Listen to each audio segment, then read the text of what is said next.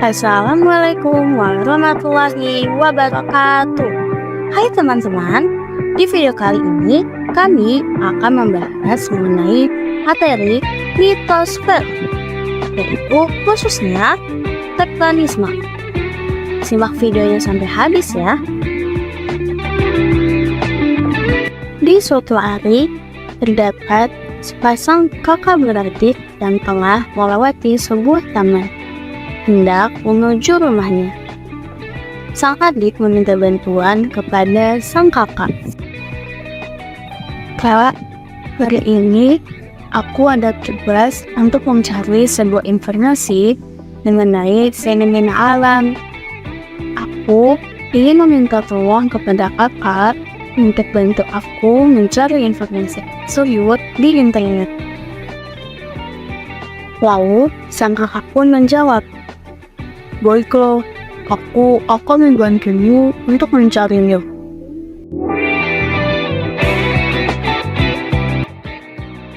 Sesampainya di rumah, mereka mulai mencari informasi-informasi tersebut di internet.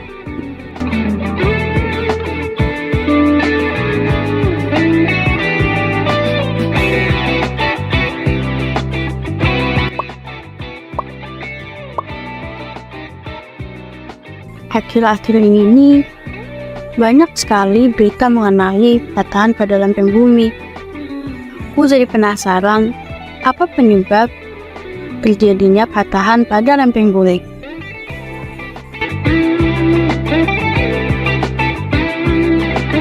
Ternyata, patahan dapat terjadi karena adanya tegangan tarik-menarik pada kerak bumi secara terpisah, dan juga karena adanya gaya tektonik yang menyebabkan tekanan atau gaya tarik pada batuan. Kamu perlu tahu juga bahwa ternyata gaya tektonik ini juga saling berhubungan dengan tektonisme. Aku ingin mencari tahu lebih dalam mengenai tektonisme ini. Ternyata tektonisme adalah gejala yang berkaitan dengan pergerakan lempeng tektonik bumi, sehingga dapat menyebabkan pembentukan struktur geologi seperti lipatan, patahan, dan juga pegunungan. Mari kita pelajari lebih lanjut mengenai lipatan, patahan, dan juga pegunungan.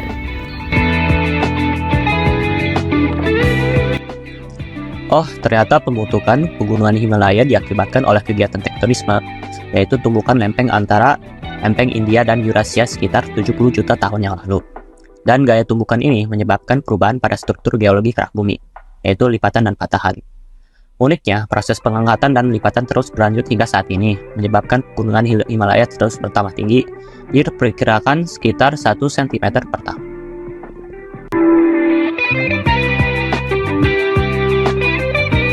Wah, mirip sekali ilmu-ilmu baru yang aku dapati. Aku jadi banyak tahu mengenai fenomena alam. Terima kasih ya Kak, karena Kak sudah membantuku untuk mencari informasi mengenai fenomena alam. Sama-sama, aku juga senang karena aku bisa membantumu, dan aku juga mendapatkan ilmu baru.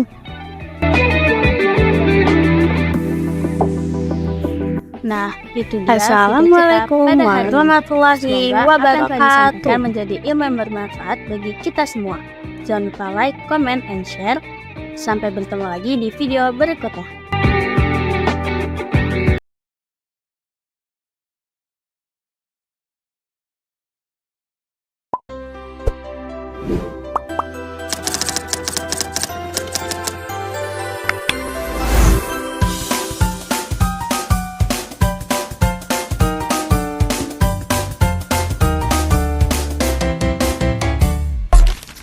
Hari ini saya akan menjelaskan tentang pengertian vulkanisme.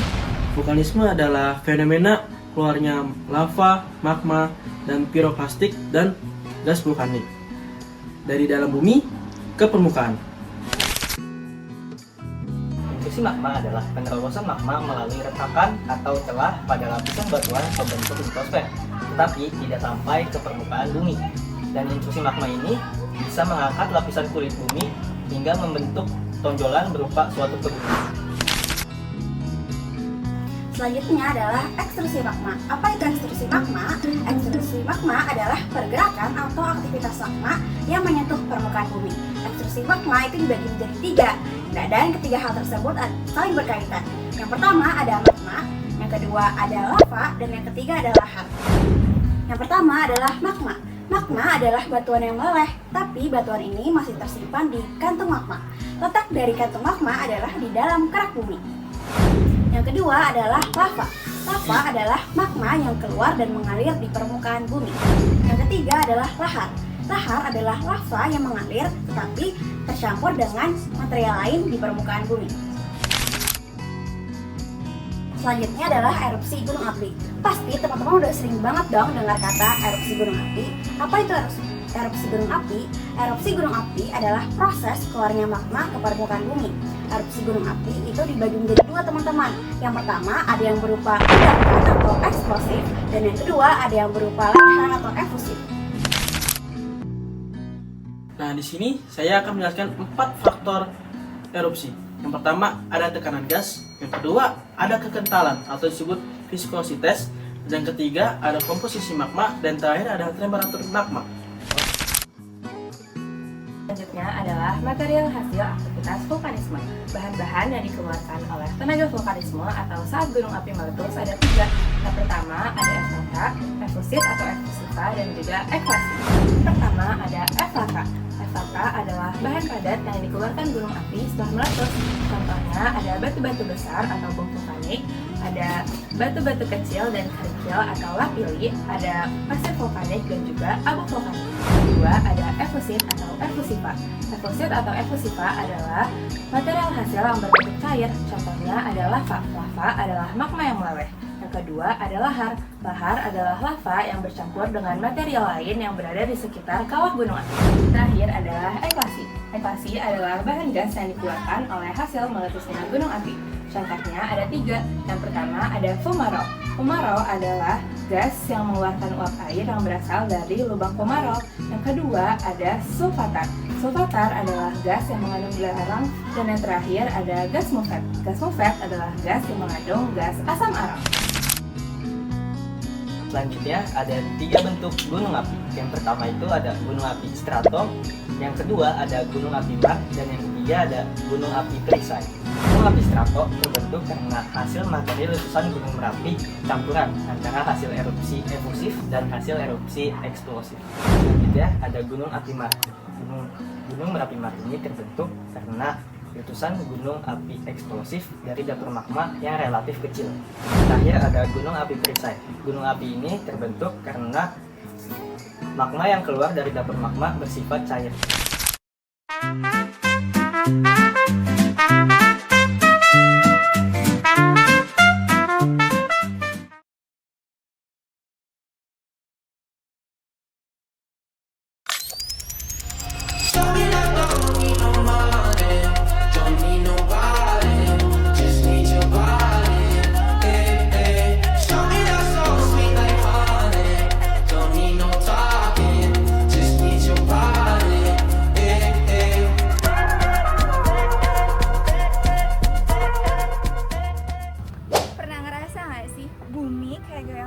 Padahal bukan karena cinta.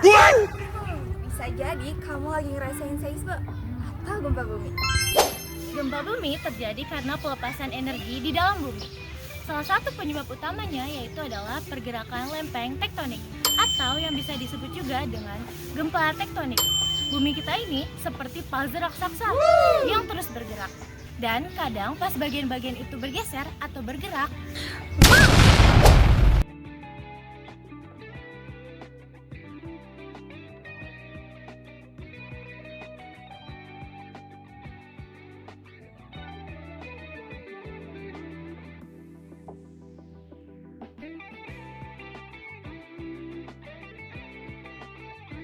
ada penyebab lain mengapa bisa terjadi gempa, yaitu gempa vulkanik yang disebabkan oleh aktivitas gunung berapi seperti erupsi. Ketika gunung api mengalami erupsi, proses naiknya magma ke permukaan bumi mengakibatkan getaran.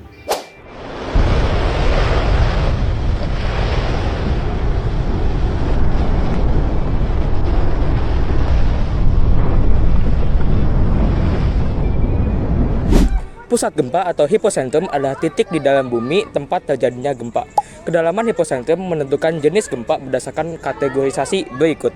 Pertama ada gempa dalam, kedua ada gempa intermediate, dan ketiga ada gempa dangkal. Nah, titik di permukaan bumi yang tepat di atasnya disebut epicentrum. Biasanya getarannya yang terasa paling kuat. Nah, epicentrum dibagi menjadi 3 jenis. Yang pertama, berdasarkan bentuknya, ada gempa linier dan juga gempa sentral. Yang kedua, yaitu berdasarkan jaraknya, ada gempa setempat, gempa jauh, dan juga gempa jauh sekali. Dan yang ketiga, berdasarkan letaknya, ada gempa laut dan juga gempa daratan. Biar kita tahu seberapa kuat gempa, kita bisa pakai yang namanya skala Richter. Mulai dari 1 yang cuma bisa dirasain alat, sampai 9 ke atas yang bisa bikin kerusakan besar. Semakin tinggi angkanya, maka semakin besar energi yang dilepas. Tapi gempa juga berhubungan dengan hal keren lainnya, kayak siklus batuan. Batuan itu bisa berubah bentuk, dimulai dari magma, kemudian batuan beku, dan jadi sedimen. Terus ditekan dan berubah menjadi batuan metamorf. Prosesnya itu jutaan tahun loh. Dan juga tekanan dari dalam bumi itu yang bikin patahan, lipatan, kelahan maupun gempa. Itu yang disebut dengan geotopisme. Nah, geotopisme terbagi menjadi 2.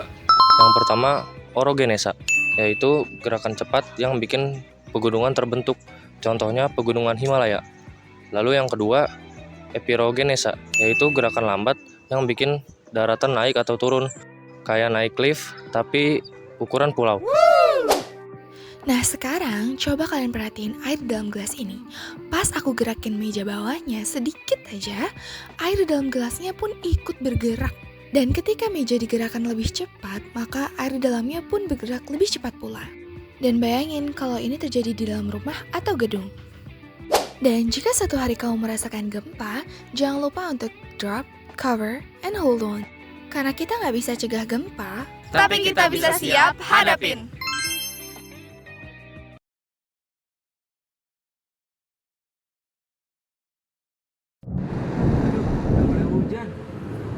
Nah, itu adalah salah satu contoh dari bentuk tenaga eksogen. Nah, tenaga eksogen itu adalah tenaga yang berasal dari luar bumi. Sifat umumnya adalah merombak bentuk permukaan bumi hasil dari bentukan tenaga endogen, yaitu tenaga dari dalam bumi. Nah, kata eksogen itu biasanya digunakan untuk menggambarkan faktor luar, sesuatu yang berasal dari permukaan bumi. Nah, tenaga eksogen itu terdapat 4. Yang pertama pelapukan, yang kedua erosi, sedimentasi, dan yang terakhir mass wasting. Nah, yang selanjutnya adalah pelapukan. Nah, jadi pelapukan itu adalah proses alami yang merusak atau mengubah batuan menjadi partikel yang lebih kecil. Pelapukan juga merupakan proses alterasi dan fraksinasi batuan dan material tanah pada dekat permukaan bumi yang disebabkan karena proses mekanik, kimiawi, dan biologis yang berlangsung sangat lama tergantung pada faktor lingkungan yang ada. Nah, pelapukan juga memainkan peran penting dalam membentuk permukaan bumi dan siklus geologi. Pelapukan juga sangat penting dalam membentuk tanah dan mempengaruhi siklus unsur dalam ekosistem. Erosi adalah proses pengikisan atau pengangkutan dari material-material permukaan bumi seperti batuan dan juga sedimen.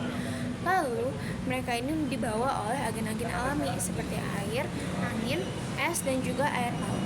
Mereka membawa dari satu lokasi kerak bumi ke tempat lokasi lain, tempat materi itu diendapkan.